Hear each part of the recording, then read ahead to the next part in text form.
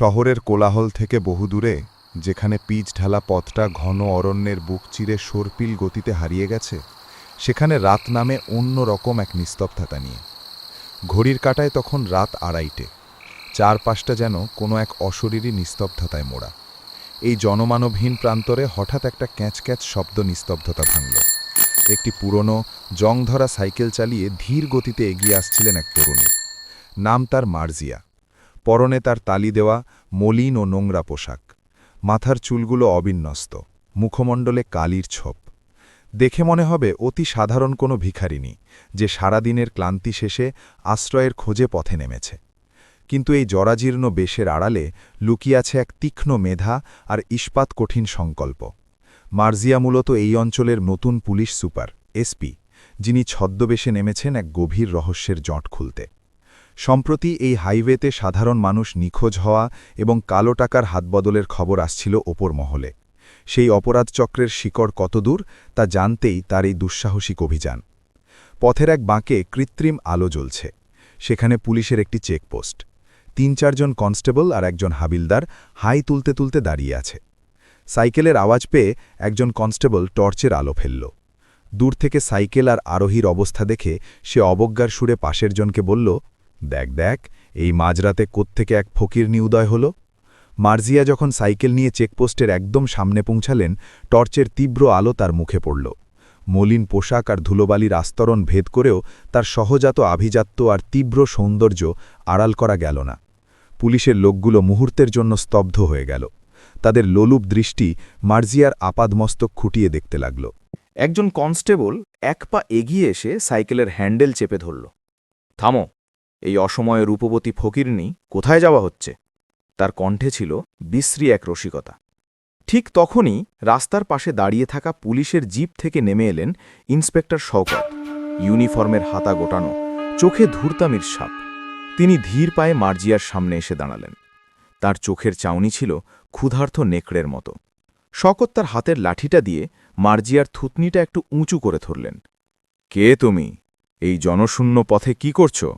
শওকতের গম্ভীর কণ্ঠস্বর রাতের নিস্তব্ধতা চিরে দিল। মার্জিয়া কাঁপা কাঁপা নলায় অভিনয় করে বললেন, সাহেব, আমি অভাগী। সারাদিন মানুষের দাঁড়ে দাঁড়ে ঘুরে যা পেয়েছি তাই নিয়ে ঘরে ফিরছি। দয়া করে আমাকে যেতে দিন। ইন্সপেক্টর শওকত একটু বাঁকা হাসলেন। তিনি মার্জিয়ার খুব কাছে এগিয়ে এলেন, এত কাছে যে মার্জিয়া তার নিঃশ্বাসের উগ্র গন্ধ পাচ্ছিলেন।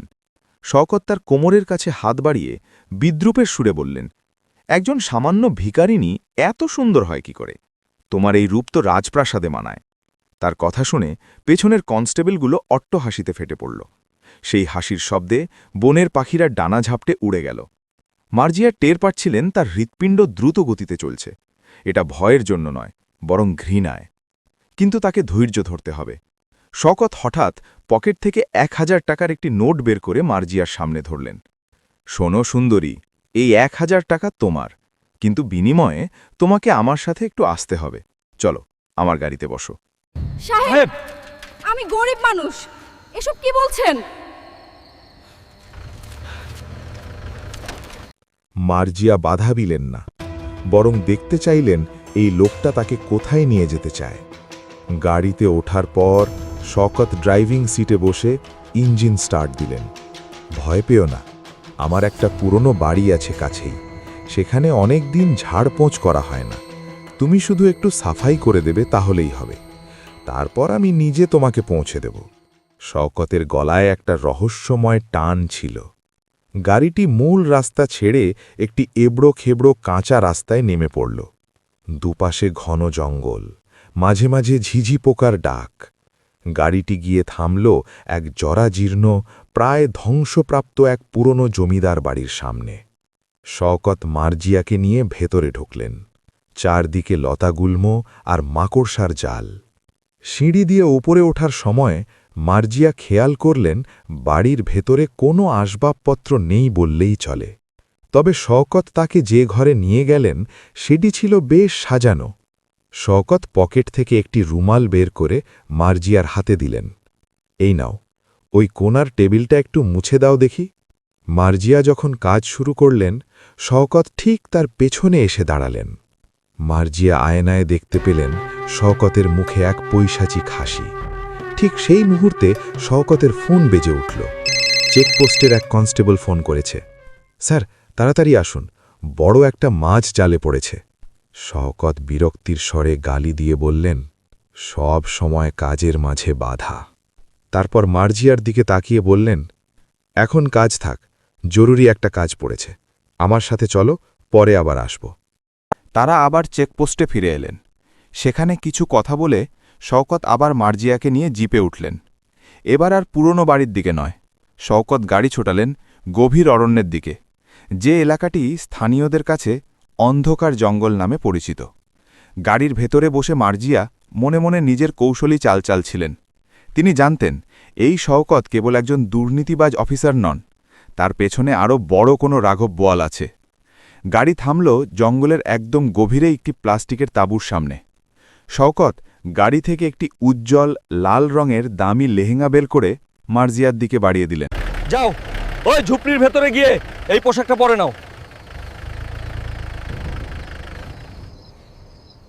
তোমার এই ছেঁড়া কাপড় দেখে আমার মায়া লাগছে।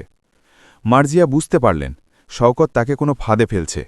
তিনি পোশাকটি নিয়ে ভেতরে গেলেন এবং দ্রুত বেশ পরিবর্তন করে বেরিয়ে এলেন। লাল পোশাকে মার্জিয়াকে দেবীর মতো লাগছিল। শওকত তাকে দেখে প্রায় জ্ঞান হারানোর দশা। সে টলতে টলতে মার্জিয়ার দিকে এগিয়ে আসতে লাগল।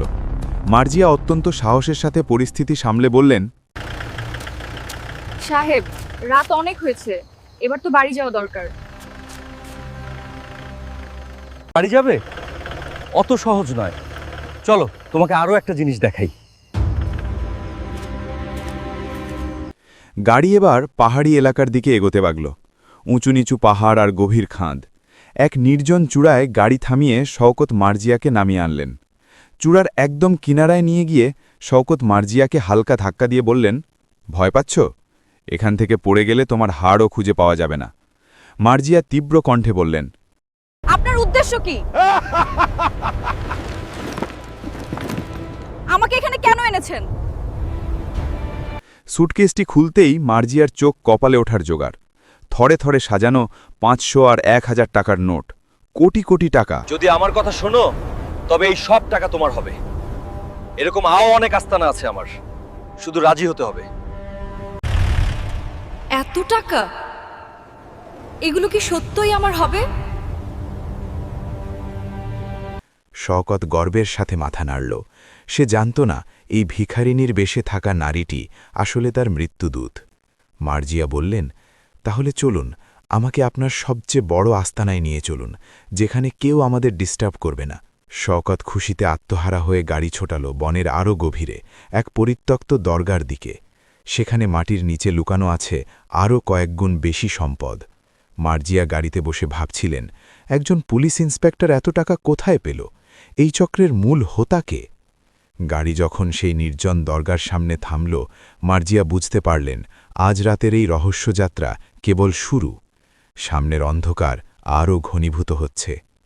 গাড়ি থেকে নামতেই মার্জিয়া এক অদ্ভুত শিরশিরানি অনুভব করলেন। জায়গাটা জনমানবহীন, চারদিকে আকাশচুম্বী দেবদারু গাছ আর মাঝখানে ভাঙাচোরা এক প্রাচীন দরগা। দরগার গম্বুজটা অর্ধেক ধসে পড়েছে, আর দেয়ালে শ্যাওলার আস্তরণ দেখে মনে হয় যুগ যুগ ধরে এখানে কেউ পা রাখেনি। ঝিঝি পোকার একটানা ডাক ছাড়া আর কোনো শব্দ নেই। ইন্সপেক্টর শওকত গাড়ি থেকে নেমে পকেট থেকে একটা বড় টর্চ বের করলেন। তার চোখে মুখে এখন এক উন্মাদনার ছাপ। সে মার্জিয়ার দিকে তাকিয়ে বলল, ভয় পাচ্ছ? ভয় পাওয়ারই কথা। এই দরগার নিচে যা আছে তা দেখলে তোমার কলিজা কেঁপে উঠবে। সাহেব, এই শ্মশানের মতো জায়গায় আমাকে কেন আনলেন? আমার খুব ডর লাগছে। আরে পাগলি, ডর তো গরিবের জন্য। এইখানে যা আছে তা পাইলে তুই আর ফকির থাকবি না, এই তল্লাটের রানী হয়ে যাবি। আয় আমার সাথে। শওকত দরগার এক কোণে গিয়ে একটা বড় পাথরের চাই সরালেন। নিচে দেখা গেল একটা সুড়ঙ্গের মতো পথ। মার্জিয়া লক্ষ্য করলেন শওকত কতটা অবলীলায় এই ভারী পাথরটা সরাল। তার মানে সে এখানে নিয়মিত যাতায়াত করে। সুড়ঙ্গের সিঁড়ি দিয়ে নিচে নামতেই নাকে এলো ভ্যাপসা এক পচা গন্ধ। নিচে একটি ছোট কামরা, সেখানে হারিকেন জ্বলছে। মাঝখানে বিশাল এক কাঠের সিন্দুক। শওকত সিন্দুকটা খুলতেই মার্জিয়া চমকে উঠলেন। সেখানে কেবল টাকা নয়, রয়েছে সোনার বার আর দামি সব হীরা জহরত। টর্চের আলোয় সেগুলো ঝিকমিক করে উঠল। মার্জিয়া তার অভিজ্ঞ চোখে বুঝতে পারলেন এগুলো সাধারণ কোনো চুরি করা মাল নয়। এগুলো সম্ভবত কোনো প্রত্নতাত্ত্বিক নিদর্শন বা কোনো বড় পাচারকারী চক্রের হাতবদল হওয়া মালামাল। মার্জিয়া বিস্ময় চেপে রেখে বললেন, এত সোনা! সাহেব, আপনি তো রাজার মতো লোক, কিন্তু পুলিশ হয়ে আপনি এগুলো কই পাইলেন? শওকত মার্জিয়ার গলার কাছে মুখ নামিয়ে আনল। তার চোখের মণিগুলো উত্তেজনায় কাঁপছে। পুলিশ? আরে পুলিশ তো একটা মুখোশ মাত্র। আসল খেলা খেলে বড় হুজুর। আমি তো তার সামান্য এক পাইক। এই যে দেখছি সেই মালগুলো, কাল ভোরেই এগুলো সীমান্ত পার হবে, আর বিনিময়ে আমার অ্যাকাউন্টে আসবে কয়েক কোটি টাকা। মার্জিয়ার কান খাড়া হল। বড় হুজুর, এই নামটা তিনি আগেও শুনেছেন। এই অঞ্চলের রাজনীতি আর অপরাধ জগতের এক অদৃশ্য সম্রাট তিনি, কিন্তু তার আসল পরিচয় আজ পর্যন্ত কেউ জানতে পারেনি। মার্জিয়া সুকৌশলে জিজ্ঞেস করলেন, বড় হুজুর কে সাহেব? তিনি কি আপনার চেয়েও ক্ষমতাশালী? চুপ! ওই নাম মুখে আনবি না। তার কান সব জায়গায়। তিনি চাইলে এই বনের বাঘও পানি খায়। তুই শুধু আমার সাথে থাক, তোকে আমি সুখে রাখবো। সে মার্জিয়ার হাত ধরে তাকে নিজের দিকে টানল। মার্জিয়া পিছু হটে গিয়ে বললেন, সাহেব, এই অন্ধকারে আমার দম বন্ধ লাগছে, চলুন না বাইরে যাই। আর এই টাকা থেকে আমাকে কিছু দেবেন না? শওকত লোলুপ দৃষ্টিতে তাকিয়ে পকেট থেকে একটোরা নোট বের করে মার্জিয়ার লেহেঙ্গার ভাঁজে গুজে দিল। এই নে অগ্রিম, বাকিটা হবে কাল সকালে। এখন চল, রাত শেষ হয়ে আসছে। তারা সুড়ঙ্গ থেকে বেরিয়ে আবার জিপে উঠলেন। গাড়ি এবার বনের আরও গভীরে যেতে লাগল। মার্জিয়া লক্ষ্য করলেন তারা কোনো নির্দিষ্ট গন্তব্যের দিকে যাচ্ছেন না, বরং শওকত তাকে বারবার বিভ্রান্ত করার চেষ্টা করছে। হঠাৎ করেই রাস্তার পাশে একটা পুরনো জীর্ণ কুঁড়ে ঘর দেখা গেল। গাড়ি থামিয়ে শওকত বলল, আজ রাতটা আমরা এখানেই কাটাব, এখানে কেউ আসবে না। মার্জিয়া জানতেন এটাই তার মোক্ষম সুযোগ। সে যদি শওকতকে পুরোপুরি মাতাল করতে পারেন, তবে তার মোবাইল ফোন বা ডায়েরি থেকে অনেক তথ্য পাওয়া সম্ভব। সাহেব, একলা খাবেন? আমাকে একটু দেবেন না? তুইও খাবি? বেশ বেশ, এই তো চাই রাজরানী। শওকত গ্লাসে মদ ঢেলে দিল। মার্জিয়া কৌশলে চুমুক দেওয়ার ভান করে তা জানলা দিয়ে ফেলে দিলেন। কিছুক্ষণ পর শওকত অসংলগ্ন কথা বলতে শুরু করল। তার মুখ দিয়ে বের হতে লাগল চাঞ্চল্যকর সব তথ্য। সে বিড়বিড় করে বলছিল, কাল ভোরে 0 পয়েন্টে ট্রাক আসবে, হুজুর নিজে থাকবে। মার্জিয়ার রক্ত টকবক করে ফুটছে। কাল ভোরের অপারেশন সফল করতে পারলে এই গোটা চক্র ধ্বংস হবে। কিন্তু বিপদ এলো অন্য দিক থেকে।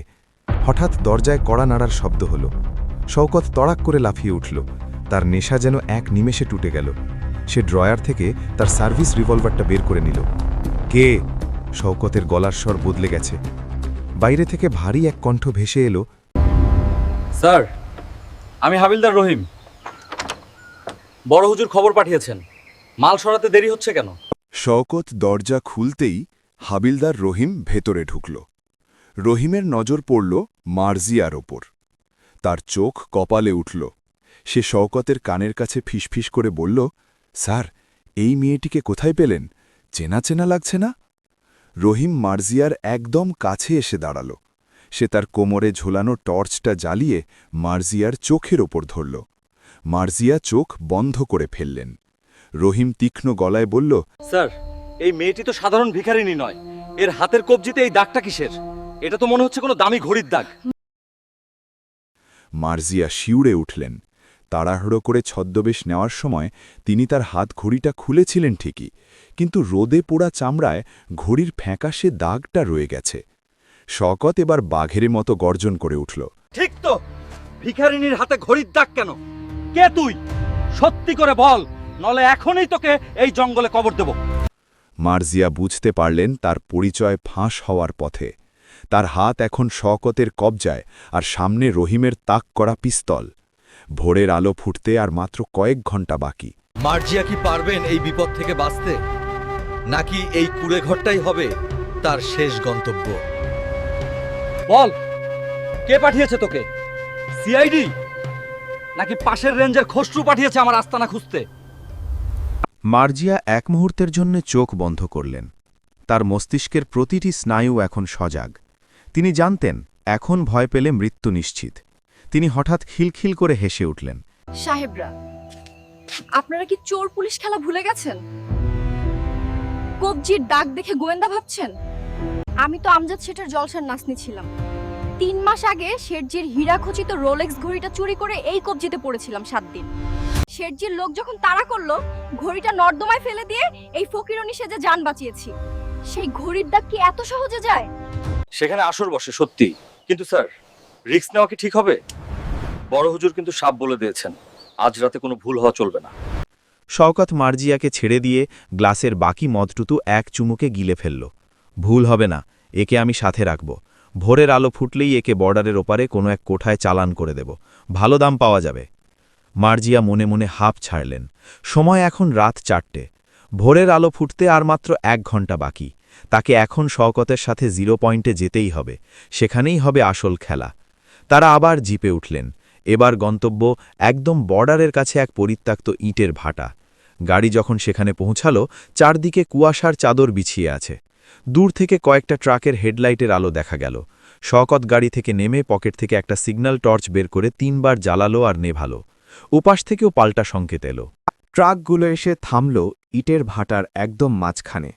বড় বড় কাঠের বাক্স নামানো হচ্ছে। মার্জিয়া লক্ষ্য করলেন পুলিশ ভ্যানগুলোই এই পাচারা পাহারা দিচ্ছে, অর্থাৎ পুরো সিস্টেমটাই পুচে গেছে। ঠিক তখনই কালো রঙের একটা পাজেরো গাড়ি ধীর গতিতে এসে থামল। গাড়ির ভেতর থেকে বেরিয়ে এলেন এক দীর্ঘদেহী মানুষ। পরনে দামি শাল, হাতে দামি আংটি। শওকত আর রহিম তড়িৎ গতিতে স্যালুট দিয়ে মাথা নিচু করে দাঁড়াল। সব ঠিক আছে শওকত? বড় হুজুরের গম্ভীর কণ্ঠস্বর। জি হুজুর, এই যে মাল সব রেডি। শওকত চুরির সোনা আর টাকার বাক্সগুলো দেখাল। বড় হুজুর এগিয়ে এসে একটা বাক্স খুললেন। তার মুখে তৃপ্তির হাসি। হঠাৎ তার নজর পড়ল জিপের ভেতরে বসে থাকা মার্জিয়ার ওপর। ওকে, এই মেয়ে এখানে কি করছে? শওকত তোতলাতে শুরু করল। হুজুর, ও আসলে একটা ভিখারিনী, মানে নাচনি। ও অনেক কিছু দেখে ফেলেছে, তাই সাথে করে নিয়ে এসেছি। ওপারে পাঠিয়ে দেব ভাবছি। বড় হুজুর মার্জিয়ার দিকে এগিয়ে এলেন। তিনি পকেট থেকে চশমাটা বের করে চোখে দিলেন। মার্জিয়া তখন লাল লেহেঙ্গার ভেতর থেকে সন্তর্পণে তার কোমরে লোকানো মাইক্রো ট্রান্সমিটারটি অন করে দিয়েছেন। ব্যাকআপ টিম এখন মাত্র কয়েক কিলোমিটার দূরে। বড় হুজুর মার্জিয়ার মুখটা ভালো করে দেখে হঠাৎ স্তব্ধ হয়ে গেলেন। তার কপালে ঘাম দেখা দিল। শওকত, তুই কি পাগল হয়ে গেছিস? তুই জানিস এই মেয়ে কে? গত মাসে বিভাগীয় সদর দপ্তরে যে নতুন এসপি জয়েন করেছে, সেই মার্জিয়া সিদ্দিকা। মুহূর্তের মধ্যে চারদিকের পরিবেশ পাল্টে গেল। শওকত আর রহিম পাথর হয়ে গেল। শওকত তার রিভলভার বের করতে যাবে, তার আগেই মার্জিয়া জিপের দরজা লাথি দিয়ে খুলে বিদ্যুতের গতিতে বেরিয়ে এলেন। তার হাতে এখন একজোড়া হ্যান্ডকাফ। হাত ওপরে তুলুন শওকত আলী। আপনাদের খেলা শেষ। শওকত চিৎকার করে উঠল, মার ওকে, কেউ যেন এখান থেকে জ্যান্ত ফিরতে না পারে। পাচারকারীরা আর পুলিশ সদস্যরা বন্দুক তাক করতেই চারপাশ থেকে পুলিশের সাইরেন বেজে উঠল। কয়েক ডজন সার্চ লাইটের তীব্র আলোয় পুরো এলাকা আলোকিত হয়ে গেল। মার্জিয়ার ব্যাকআপ টিম জঙ্গল আর ঝোপঝাড়ের আড়াল থেকে বেরিয়ে এলো। কেউ নড়বেন না, পুরো এলাকা ঘিরে ফেলা হয়েছে।